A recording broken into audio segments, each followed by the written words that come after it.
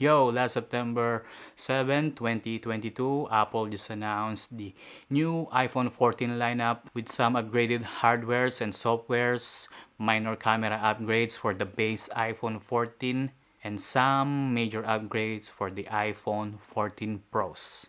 In this video, we will talk about the new features of iPhone 14 and 14 Plus, and we will discuss some major upgrades for iPhone 14 Pros, and I will tell you why you should not upgrade from iPhone 12 or 13 to the new iPhone 14.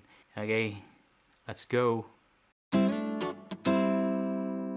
Here are some new features of iPhone 14 and 14 Plus. They upgraded the main camera with larger 12 megapixel and fast f1.5 aperture with some minor upgrades for the ultra-wide camera. And they upgraded the front camera with 12 megapixel and added an autofocus. They added a new feature called Photonic Engine, which is good for a low light photography. And for the video, there is a new action mode in the camera app. This is their version of gimbal light stabilization for video recording. They also added a new safety feature called crash detection. It typically detects when you crash your car and call the emergency number and notify your emergency contacts. And another safety feature is the emergency SOS via satellite. Take note, this is free for 2 years when you purchase the iPhone 14.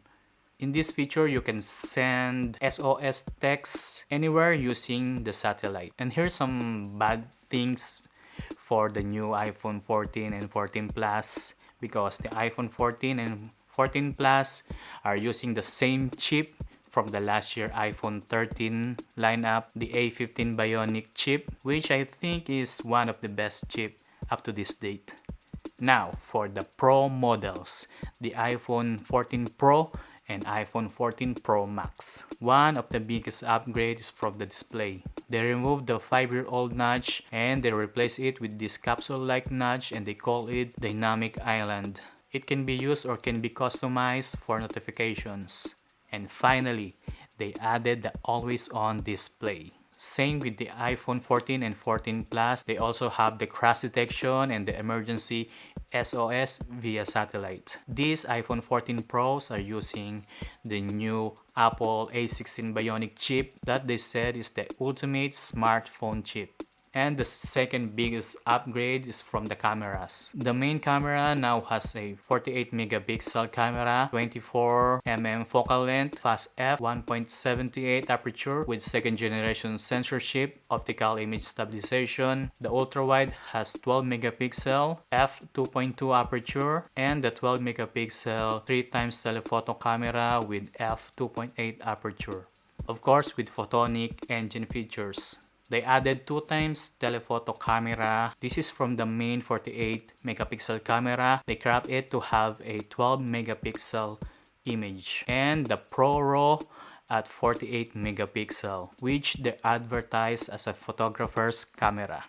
What I'm most excited is the video capability of the iPhone 13 Pros. They also added the action mode, and now the cinematic mode can shoot 4K 24 FPS, which I'm super curious to see the video quality. So if you're asking if I should upgrade my iPhone, let me tell you this. If you have the iPhone 8 to iPhone 11 or older iPhone, maybe you consider upgrading. But if you have the iPhone 12, 13, or even 11, don't upgrade.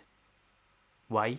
Upon following the Apple iPhone product, they tend to change their design every after 3 generations. So here are the iPhone 6s, iPhone 7, iPhone 8, same curved edge design with Touch ID home button. Here are the iPhone X, which is announced same year as the iPhone 8, the iPhone XS, iPhone 11, again 3 generation, same curved edges design with notch and some upgraded hardware. And here are the iPhone 12, 13 and the new iPhone 14. Again, same square edges design with some changes to the screen and the camera hardware. Now they completed the 3 generation of the square edges. Maybe the iPhone 15 will have a new design. Maybe we will get a full screen iPhone without any notch or dynamic display. Maybe a new set of cameras.